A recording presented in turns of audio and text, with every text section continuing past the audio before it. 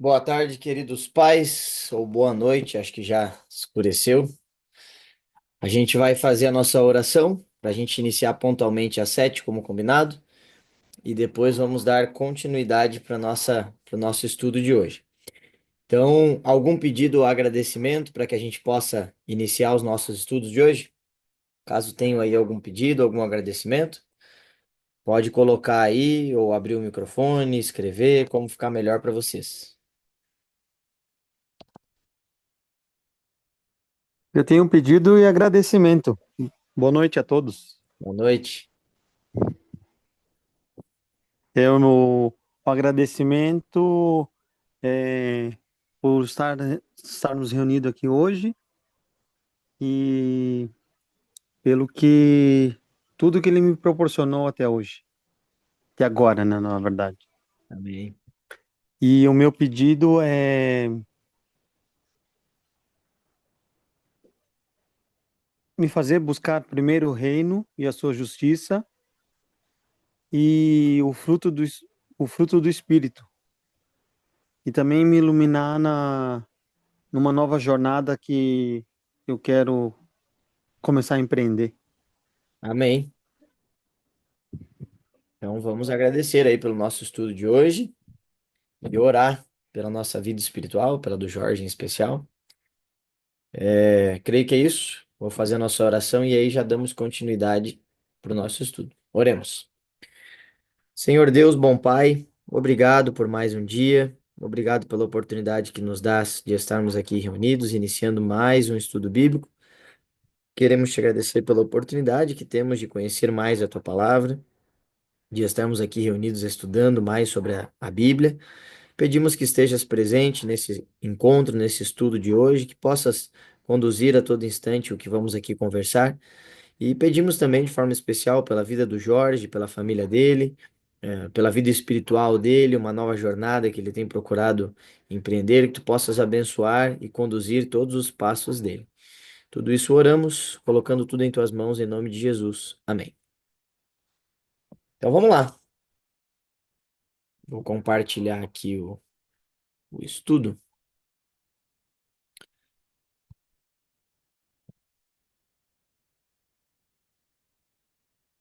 Vamos ver se aparece aqui.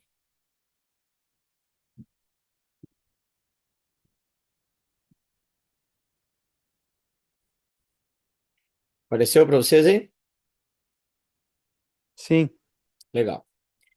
Então, já oramos. Vamos iniciar então hoje o nosso estudo 9. Recapitulando, estudo passado nós conversamos sobre o milênio, falamos um pouco ali sobre o que vai acontecer na volta de Jesus. Então, quando Jesus estiver retornando, como que vai acontecer? Ele vai vir e o que acontece com quem está vivo, o que acontece com quem está morto? Vamos subir para o céu. Uma vez estando no céu, como vai acontecer? Como que vai se dividir? O que que vai acontecer lá? O que que vai acontecer aqui? Então, estudamos um pouquinho sobre isso. E caso você tenha alguma dúvida, pode dar uma repassada, uma revisitada ali no estudo 8 que foi disponibilizado o link para vocês. E ali a gente pode tirar as dúvidas. Lembrando que também, se você tiver alguma dúvida mais pessoal ou sobre outro assunto, pode enviar pelo grupo ou pode enviar também no meu particular, tá bom? Então, nós vamos lá no estudo 9 hoje, que tem como título A Verdade sobre a Morte. O texto introdutório diz assim. O que acontece a uma pessoa depois da morte? É uma pergunta, né? As tentativas feitas para se responder a essa pergunta são muitas, e a maioria delas só consegue aprofundar a angústia e a tristeza que envolvem o assunto, além de aumentar as dúvidas. Para uns, ao morrer, o indivíduo vai direto para o céu ou para o inferno. Para outros, ele será um espírito que encarnará sucessivamente em outros seres. Em meio a ideias conflitantes, necessitamos obter uma resposta produtora de segurança, que só pode ser encontrada na palavra de Deus. Então, vamos lá. Hoje nós vamos conversar então o que de fato acontece com o ser humano quando ele morre, né? Então, é uma incógnita que muitas vezes nós acabamos por nos perguntar. Existem religiões, ideias, crenças diferentes, mas hoje nós vamos examinar o que a Bíblia diz com relação a esse assunto, tá bom? Então, primeira pergunta diz assim: que material Deus usou para criar o homem? Então, para a gente entender um pouco sobre a morte, a gente precisa começar entendendo sobre a vida, né? Porque como eu vou entender a morte se eu não entender o que é a vida?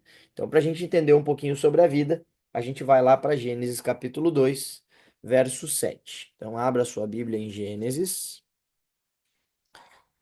capítulo 2, verso 7.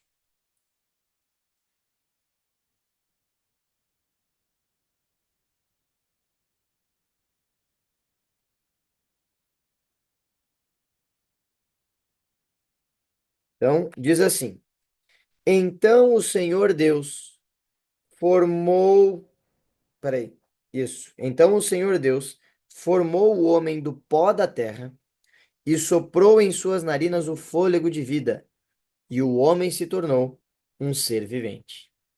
Então, esse texto fala o início da origem do ser humano.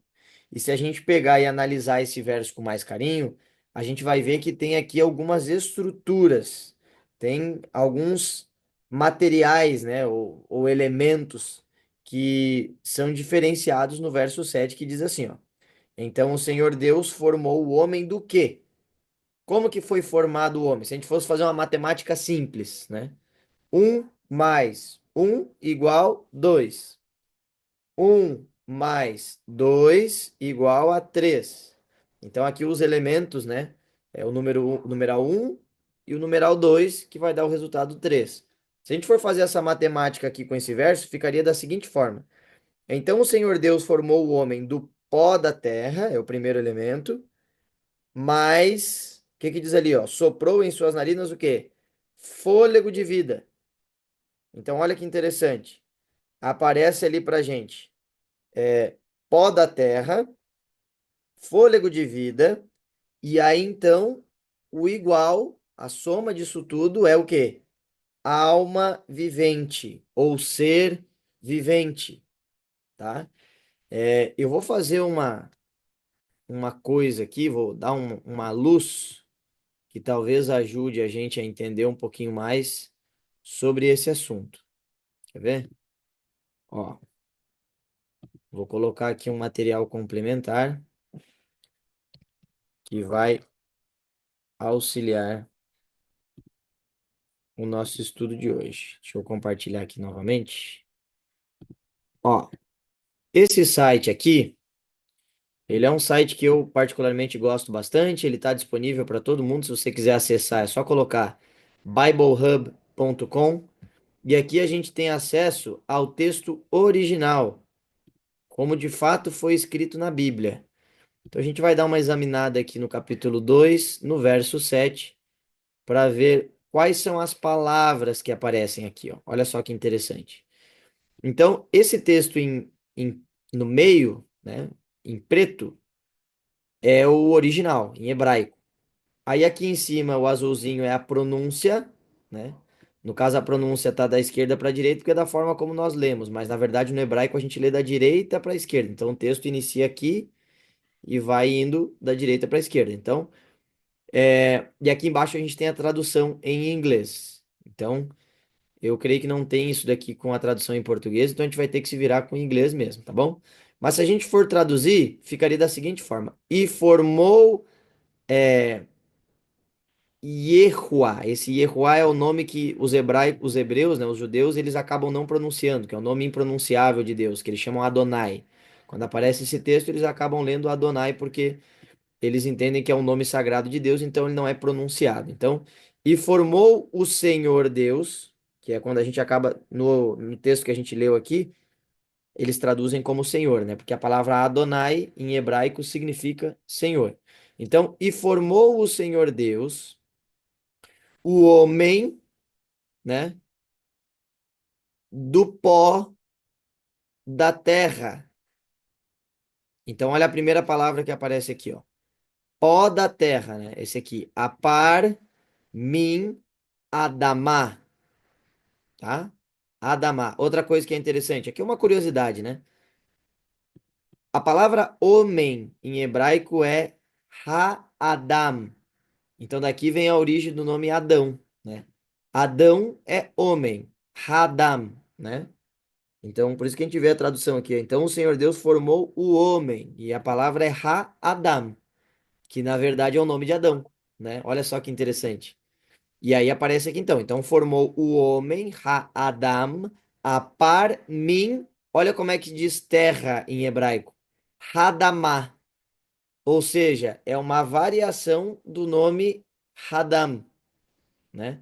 Então, Adam, Adamá. Então, o que muitas vezes a gente acaba interpretando é que o nome Adam, ou Adão, que foi traduzido como homem, é um nome que foi extraído da palavra terra, né? Porque o homem veio da terra.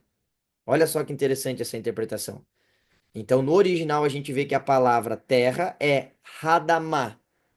E Adão é Adam, só não tem o A no final. Então, Deus pegou e fez o homem como? Ele pegou ele da terra, Radamá, e pegou esse Radamá, e olha só o que aparece aqui, ó. Vai e pá, né? E soprou em suas narinas, aqui, ó. Nishmat. O que que é esse Nishmat? Nishmat Haim. Esse Nishmat Haim, Nishmat é o que é traduzido na Bíblia como fôlego ou sopro de vida. E aí, quando a gente continua a leitura, então ele se tornou o quê? Né? O homem se tornou uma alma vivente. E aí aparece aqui, Hadamah Lenepes Hayah. Então, essa é a tradução original, né? Quando traz aqui ser vivente ou alma vivente. Tem uma outra palavrinha que vai aparecer, que é a palavra nefesh. Vamos ver se ela aparece aqui em algum nesse texto aqui. No 7, não, nesse aqui não vai aparecer. Eu não vou me demorar muito aqui, se vocês tiverem mais curiosidade quanto a esse assunto, a gente pode expandir um pouquinho mais no próximo estudo, mas a palavra nefesh, ela vai ser a palavra que é utilizada como alma. E isso é muito importante, por isso que eu estou enfatizando isso aqui. Porque a palavra alma, quando a gente fala de alma na Bíblia, alma é igual à junção de pó da terra e fôlego de vida. Isso tem que ficar bem claro para nós. Eu vou até fazer aqui uma matemática, né? Então, se a gente pega aqui, ó, pó da terra mais fôlego. Tá meio ruim que eu tô pelo computador aqui, vamos ver. Fôlego. Então, pó da terra mais fôlego de vida é igual a alma. Então, quando a gente fala de alma aos olhos da Bíblia, nós estamos falando da junção disso aqui. Por que que é interessante a gente entender isso? Porque muitas vezes é interpretado, aqui tem um acentinho, né? É interpretado alma como sendo esta parte aqui, ó, que foi o que Deus soprou. Muitas vezes a gente tem a ideia de que a alma é algo que está dentro do ser humano. Quando a gente pega, por exemplo, filósofos anteriores, você vai pegar ali pensadores antigos, né?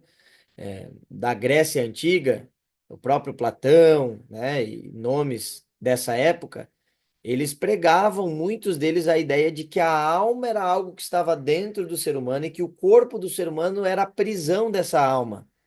Então a alma ela é separada do corpo. Então você tem uma alma que é eterna em algumas crenças, né?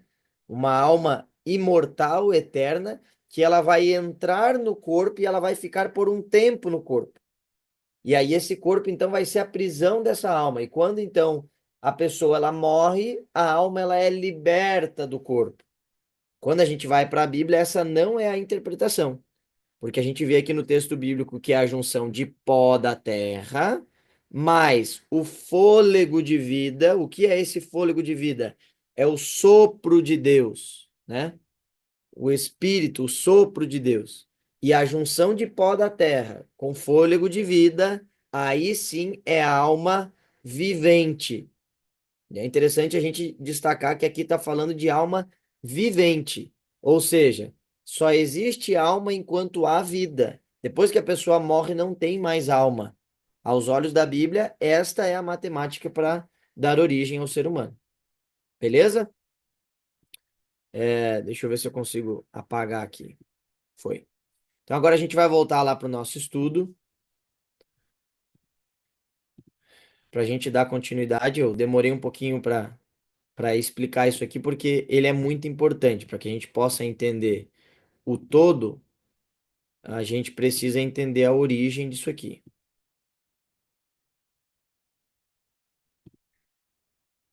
Feito. Vamos lá então.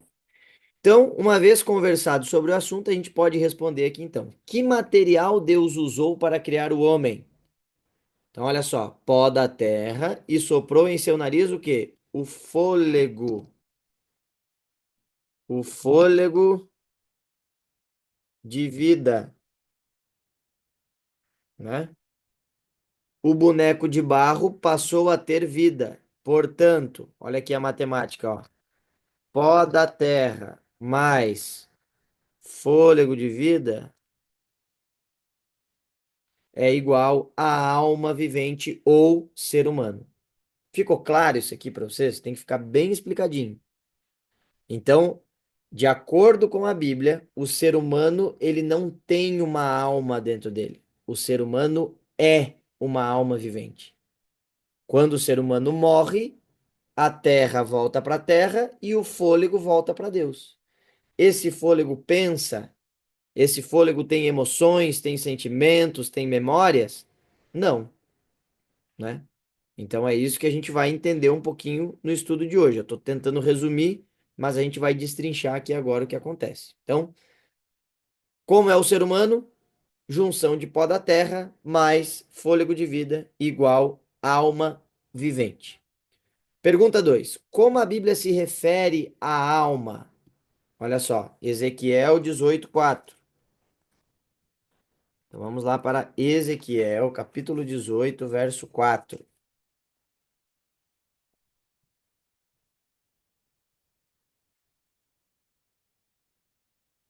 Ezequiel, capítulo 18, verso 4.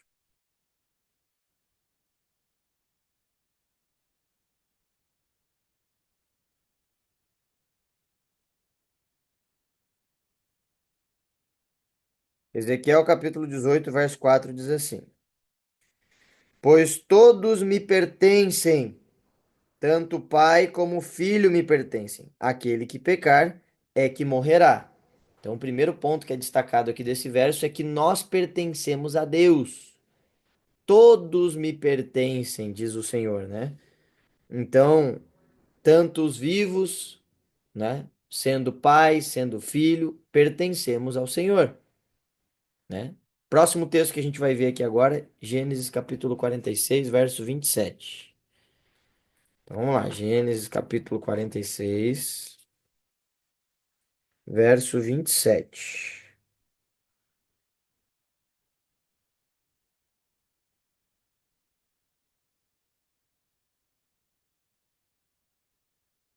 Gênesis 46, 27.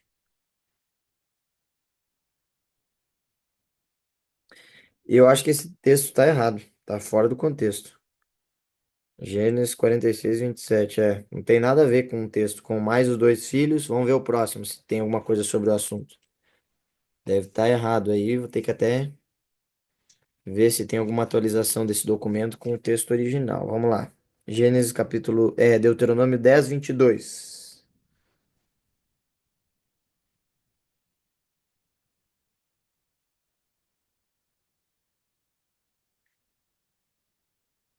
O 46, 27 fala sobre os 70 que eram descendentes de José, e Deuteronômio 10, 22 diz assim, ó: Os seus antepassados que desceram ao Egito eram 70 ao todo, mas agora o Senhor, o seu Deus, os tornou tão numerosos quanto as estrelas do céu. Bom, eu acho que era para ser esse texto mesmo, porque um tem a ver com o outro, então, se a gente leva em consideração o que diz em Gênesis capítulo 46, 27, ele diz o seguinte, ó. Agora fica um pouco mais fácil de entender. Gênesis 46, 27 diz assim: Com mais os dois filhos que nasceram a José no Egito, os membros da família de Jacó que foram para o Egito chegaram a 70. Então, está trazendo aqui, em Gênesis capítulo 46, quando Jacó ele vai para o Egito, leva a família para o Egito. Você que conhece a história, Jacó vai para o Egito por conta de José, que estava lá como governador, e a família de Jacó então se muda para o Egito. E aí ele faz aqui a genealogia deles e chega na conta no final que diz que foram para o Egito aproximadamente 70 pessoas. Quando a gente vai para Deuteronômio, capítulo 10, verso 22 diz: Os seus antepassados que desceram ao Egito eram 70 ao todo, mas agora o Senhor, o seu Deus, os tornou tão numerosos quanto as estrelas do céu. O que dá a entender, eu ainda acho que esse texto aqui não foi o melhor texto que eles poderiam ter utilizado, né? Mas, enfim, já que está aqui, vou levar em consideração. Levando o que diz em Ezequiel 18:4, a gente responde o seguinte: todas as pessoas ou todas as almas são minhas, no caso de Deus. Portanto, alma significa pessoa viva, né?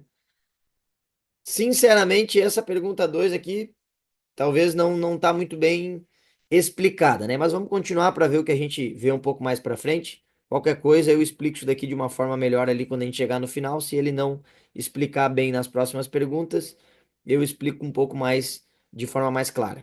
Pergunta 3 diz assim: O que acontece com a pessoa, a alma vivente, quando morre? Então agora a gente tem alguns textos que vão nos ajudar a falar especificamente, né, sobre o que acontece quando a pessoa ela morre.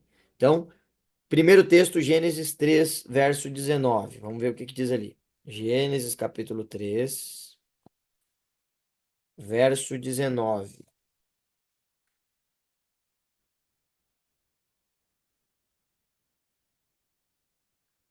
Esse aqui é melhor. Então, diz assim, ó. Gênesis capítulo 3, verso 19 diz: Com o suor do seu rosto você comerá o seu pão, até que volte à terra, visto que dela foi tirado, porque você é pó e ao pó voltará. É interessante a gente ver que também esse texto aqui ele está dentro das maldições. Então aqui Deus começa a proferir as maldições para Adão, para Eva, como consequência do pecado que eles cometeram. E aí aqui no verso 19 aparece então que quando o ser humano morre, ele retorna para onde? Para a terra, porque você era pó e do pó você retornará. Então a própria Bíblia deixa evidente para a gente que quando a gente morre, a gente volta para o pó. Aqui não diz que a gente sobe para algum lugar ou que vai para algum paraíso ou para algum outro local. Diz que quando a gente morre, a gente fica na terra, a gente entra em decomposição, volta a ser pó ou terra novamente. Então, o corpo volta a ser terra ou pó. Próximo texto. Eclesiastes capítulo 12, verso 7. Então, Eclesiastes capítulo 12, verso 7 diz assim: O pó volte à terra de onde veio, e o espírito volte a Deus que o deu, né? Então esse texto mais uma vez fala o quê? Sobre a junção de ambos. Lembra que a gente conversou ali na primeira pergunta sobre isso? Ele faz essa diferenciação também. Então aqui está a resposta, ó. Eclesiastes capítulo 12, verso 7, diz o seguinte: O pó volte à terra de onde veio, e o espírito volte a Deus que o deu. Então, se o ser humano é a junção de pó da terra com fôlego de vida, quando o ser humano morre, segundo Gênesis, ele volta, o corpo volta para a terra e o fôlego volta para Deus, né? Então, espírito, ar ou fôlego de vida volta para Deus. E aí vem Eclesiastes 9, verso 5. Já estamos no livro, só vai voltar algumas páginas e vai dizer o seguinte para nós aqui, ó. Eclesiastes capítulo 9, verso 5, diz o seguinte: Pois os vivos sabem que morrerão, mas os mortos nada sabem. Para eles não haverá mais recompensa e já não se tem lembrança deles. Ou seja, fica claro, evidente para nós que as pessoas quando morrem, elas não têm mais memórias, não têm mais sentimentos, não têm mais nada. Simplesmente o fôlego, é como se fosse um sopro, literalmente, porque partindo do conceito bíblico, Deus ele não tem vida.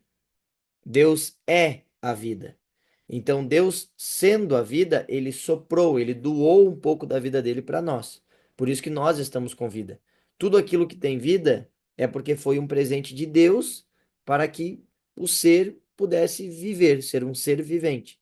Então, quando nós morremos, a vida que há em nós retorna para Deus. Mas é simplesmente a vida, isso não tem sentimento, não tem memória, não tem pensamento, é simplesmente um sopro, é o dom da vida que Deus nos deu que retorna para Ele, né? Então vamos lá. Como que a gente responderia? Memória é entregue ao esquecimento. Para onde vai a pessoa ou a alma vivente após a morte? Segundo Eclesiastes 9:5 e o verso 10. Vamos para o 10 ali ver o que que diz ali, ó.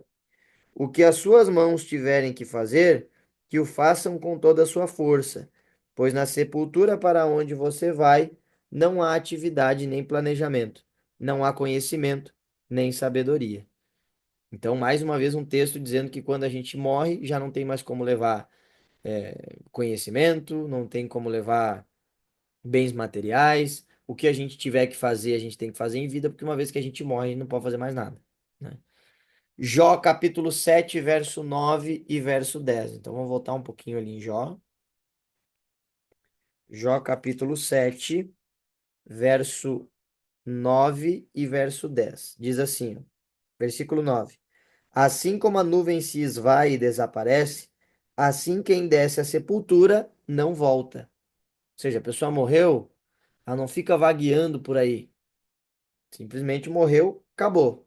E o verso 10 complementa dizendo: Nunca mais voltará ao seu lar, à sua habitação, não mais o conhecerá. Desceu para a sepultura, acabou, morreu.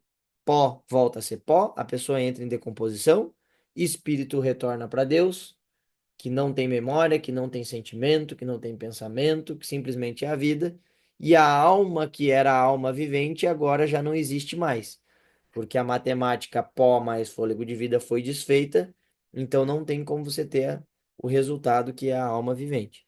Então, reforçando, nós não temos alma, nós somos uma alma vivente. Quando morre, deixamos de ser alma vivente e nos tornamos simplesmente terra e fôlego de vida. O fôlego retorna para Deus, o pó retorna para o pó, acabou a história da pessoa ali.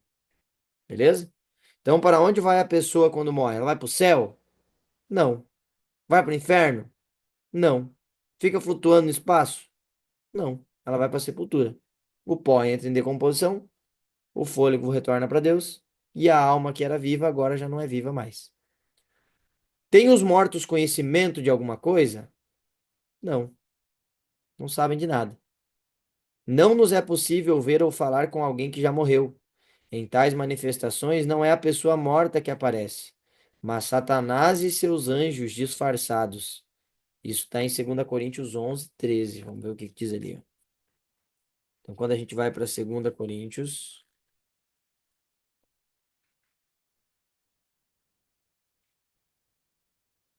2 Coríntios 11:13.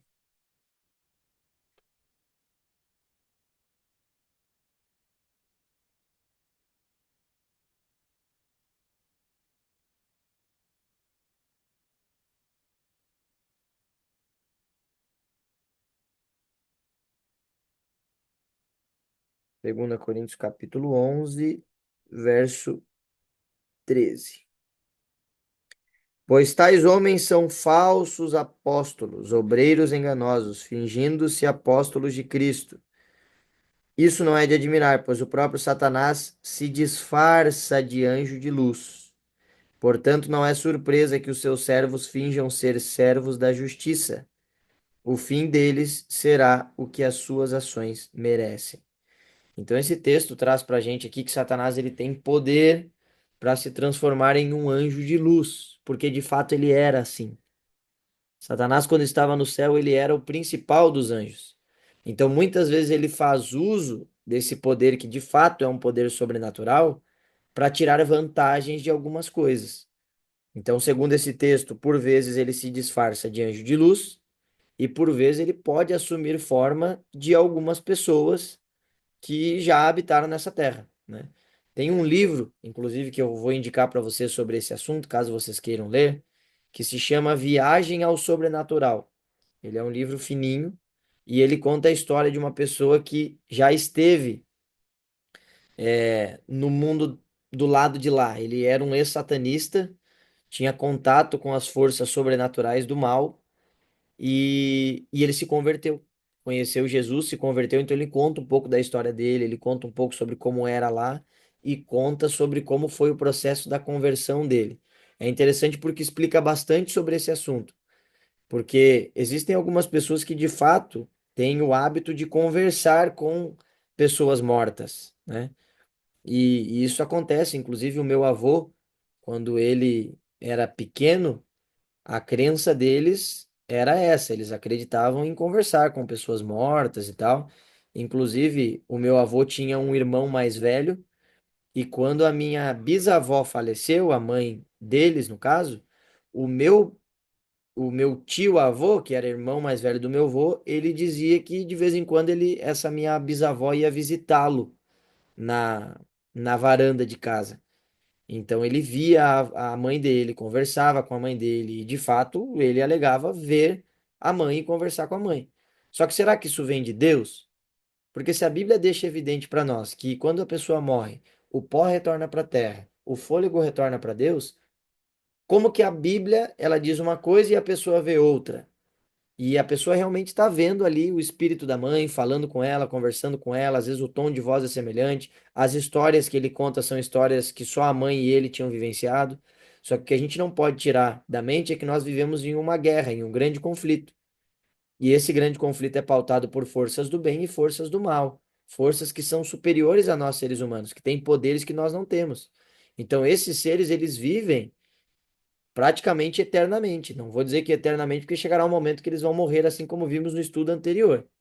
Mas até que eles venham a morrer, eles convivem com a gente. Então, se a gente acha que a gente conhece algum familiar, porque a gente convive com eles, as forças do mal acompanham o nosso dia a dia também.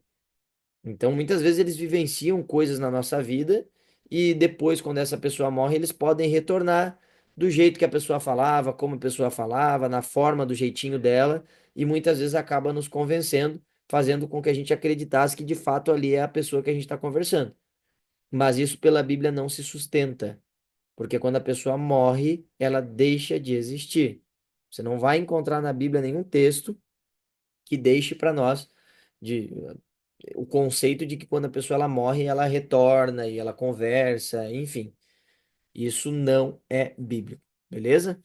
Então, continuando aqui, ó, ele não deseja que entendamos que a oportunidade de salvação só existe enquanto vivemos. Porque quando Satanás confunde a nossa mente, e se eu de fato conversei com a minha avó, com a minha mãe ou com um morto, eu penso que após a morte existe sim ainda pensamento. Então eu posso acabar pensando que talvez eu possa viver a vida aqui como eu quiser e quando eu morrer eu decido pela minha salvação. Mas isso não é verdade, porque de acordo com a Bíblia eu só posso optar pela minha salvação ainda em vida. A partir do momento que eu morro, eu já não tenho mais chance de salvação nenhuma, porque já não existe mais vida em mim. Beleza? 1 Timóteo 6 verso 16. Quem unicamente possui imortalidade. Então a gente vai lá para o texto de 1 Timóteo, um pouquinho para frente de Coríntios, capítulo 6 verso 16.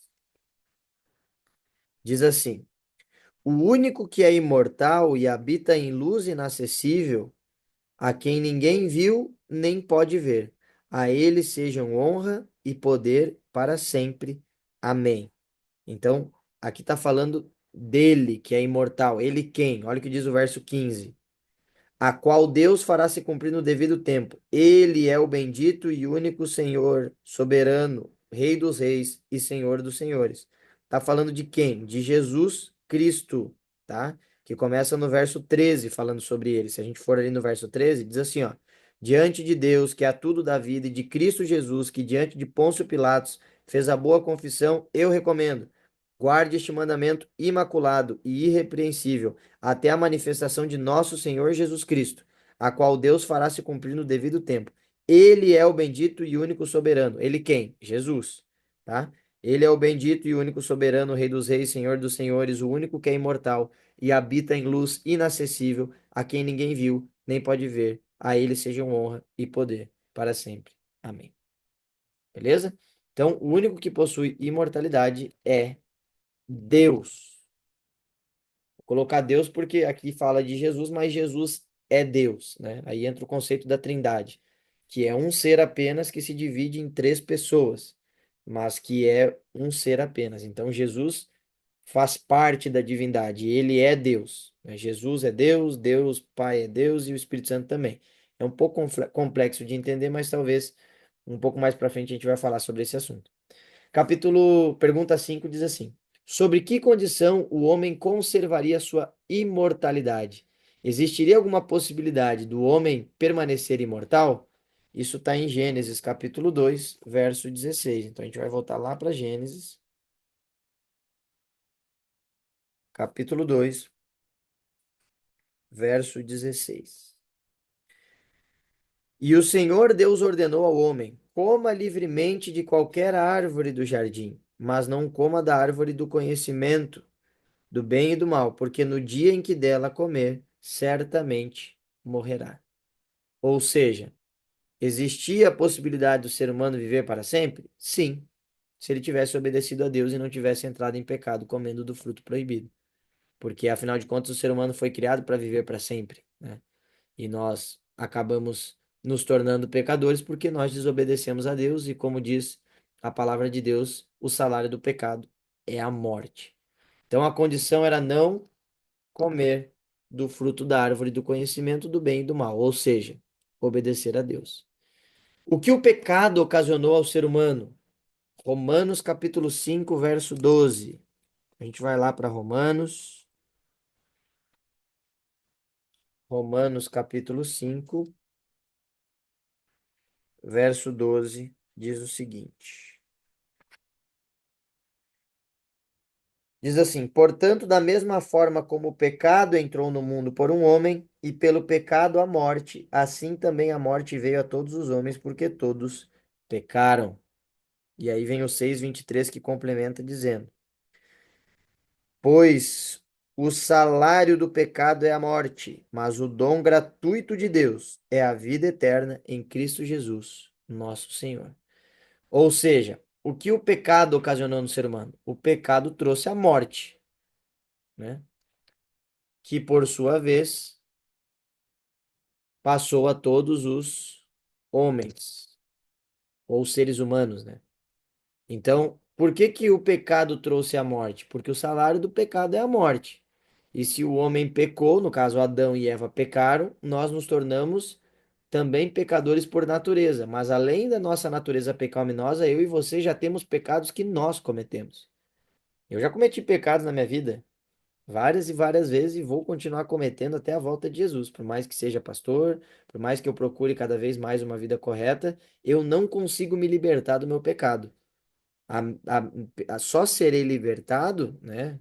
O dia em que eu realmente serei liberto será quando Jesus retornar e não abrir e piscar de olhos, como diz o texto que estudamos no estudo passado, eu terei um corpo renovado e perfeito, e aí sim vou deixar de pecar. Mas até lá todos nós somos pecadores. E como nós somos pecadores, o salário do pecado é a morte. Se nós pecamos, devemos morrer. Por isso que o pecado trouxe a morte, que por sua vez passou a todos os homens e mulheres, no caso. Como Jesus considerou a morte? Então, aos olhos de Jesus, como ele considerou a morte? Evangelho de João, capítulo 11. Vamos lá, Mateus, Marcos, Lucas, João. João, capítulo 11, do verso 11 ao 14. Diz assim, ó. Depois de dizer isso, prosseguiu dizendo-lhes: nosso amigo Lázaro adormeceu, mas vou até lá para acordá-lo. Seus discípulos responderam: Senhor, se ele dorme, vai melhorar. Jesus tinha falado de sua morte, mas os discípulos pensaram que ele estava falando simplesmente do sono. Então lhes disse claramente: Lázaro morreu, e para o bem de vocês estou contente por não ter esperado, ou melhor, por não ter estado lá para que vocês creiam, mas vamos até ele. Então, a morte de Lázaro, ela traz um ensinamento interessante para nós, porque Jesus ele enfatiza que ele morreu, mas ele também enfatiza que ele estava dormindo. Ou seja, é como se ele estivesse descansando. E quando a gente dorme, a gente não, não está sendo responsável pelas nossas ações. É como se a gente simplesmente não existisse durante aquele período. Claro que a gente sonha e tudo mais, tem todo esse processo porque a mente está descansando, não é que ela deixou de funcionar, né? Mas a gente só se lembra do sonho quando a gente acorda, né? Ou exceto um que outro sonho que às vezes a gente está dormindo e percebe ali que está em sonho mesmo, mas na maioria das vezes nós percebemos o que sonhamos apenas quando acordamos. E o tempo, quando se está dormindo, ele passa de forma diferente. Porque se a gente parar para pensar, a gente passa 8 horas dormindo, 7, 8 horas dormindo, e isso é em média o que um trabalhador ele tem em horas diárias, né, de trabalho. São 8 horas de trabalho e 8 horas dormindo, se você parar para pensar. Então, olha a diferença de tempo quando a gente está no trabalho, como passam as 8 horas do trabalho e como passam as 8 horas dormindo. Quando você dorme, passam minutos, às vezes segundos, e você acorda e parece que passou voando, né? Então, a mesma coisa acontece com a morte. Quando a gente morre, simplesmente o tempo para de contar para nós. E quando as pessoas que já morreram ressuscitarem, é como se elas tivessem ficado pouquíssimo tempo, né? Tipo assim, nossa, eu morri e já ressuscitei. Quando Jesus estiver voltando, que eles ressuscitarem, eles não vão perceber que o tempo passou tão lento como a gente, né? A noção de tempo para quem está morto é diferente porque ele simplesmente deixou de existir e quando for ressuscitado, ele terá então suas memórias recobradas, dadas de presente da parte de Deus. Então Jesus afirmou que a morte é um descanso. Beleza? Até quando os mortos em Cristo permanecerão dormindo na sepultura? E aí aqui tem a ver com os últimos estudos que tivemos, né? João capítulo 5, verso 28 e 29, traz a resposta para esse assunto. Diz assim: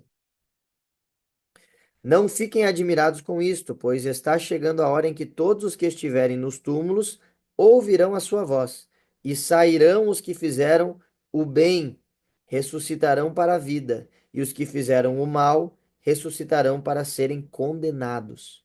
Então, isso aqui tem a ver com o que a gente falou ali do milênio, lembra? Das duas ressurreições? Primeira ressurreição, as dos santos, segunda ressurreição, a dos perdidos. Primeira ressurreição, nós vamos para o céu, ficamos um milênio no céu. Depois que retornamos do milênio, acontece o julgamento, a terra, a cidade de Jerusalém desce e nós todos seremos ali, aqueles que estão com Deus viverão para sempre e quem está do lado inimigo será derrotado para sempre. 1 Tessalonicenses 4,16 também fala sobre o assunto. Então a gente vai lá para 1 Tessalonicenses, capítulo 4, verso 16. 1 Tessalonicenses 4,16.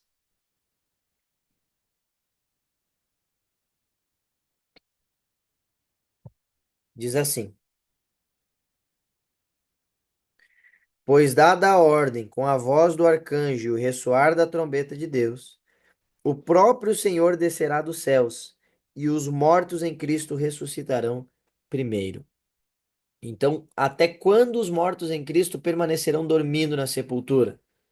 Até a volta de Jesus. Qual será a recompensa dos que participarem da primeira ressurreição? 1 Coríntios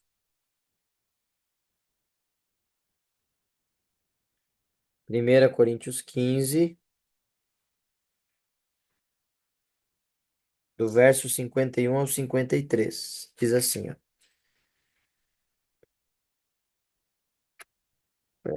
Tá aqui, ó. Irmãos, eu declaro, eu vou ler do verso 50, tá? Do 50 em diante. Irmãos, eu declaro a vocês que carne e sangue não podem herdar o reino de Deus, nem o que é perecível pode herdar o imperecível. Eis que eu digo um mistério: nem todos dormiremos, mas todos seremos transformados. Num momento, num abrir e fechar de olhos, ao som da última trombeta, pois a trombeta soará, os mortos ressuscitarão incorruptíveis e nós seremos transformados. Pois é necessário que aquilo que é corruptível se revista de incorruptibilidade, e aquilo que é mortal se vista ou se revista de imortalidade. Olha que interessante.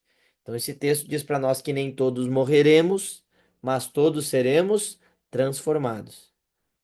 Tá? Então, alguns que estão mortos ressuscitarão transformados, e quem está vivo será transformado no abrir e fechar de olhos, que é o que a Bíblia diz para nós aqui.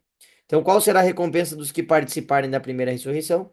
Receberão a imortalidade perdida num abrir e fechar de olhos. Recapitulação: Deus fez o homem do pó da terra e soprou nele o fôlego de vida. Então o homem se tornou vivente ou alma vivente, né?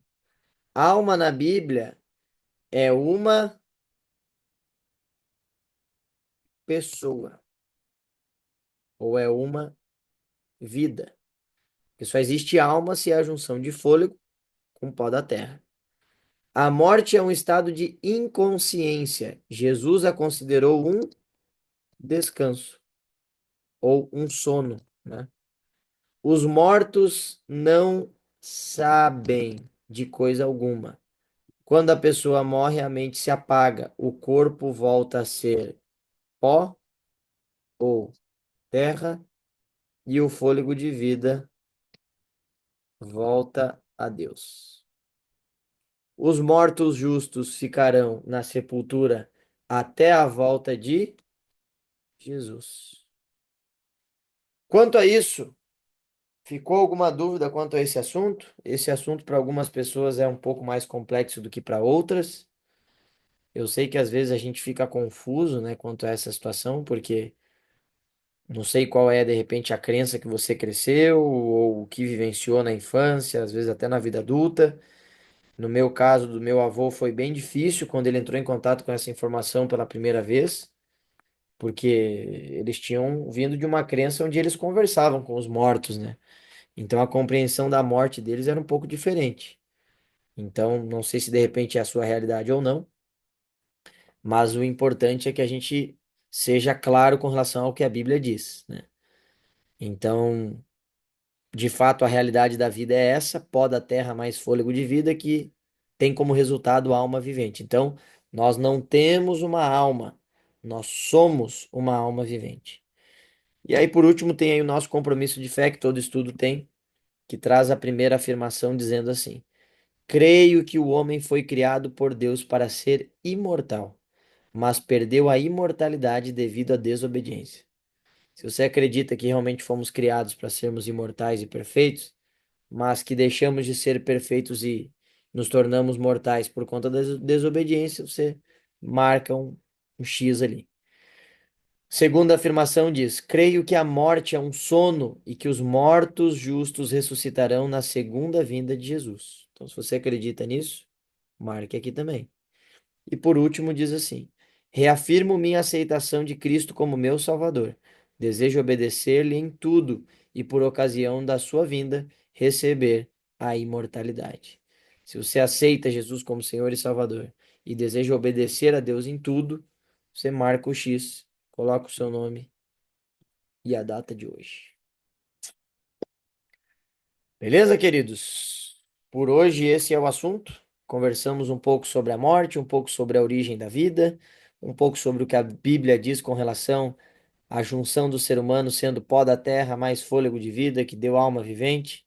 Vimos um pouquinho ali do texto original, né, que vai trazer Hadamá como a terra, que é a mesma raiz da palavra Hadam, que é Adão ou homem.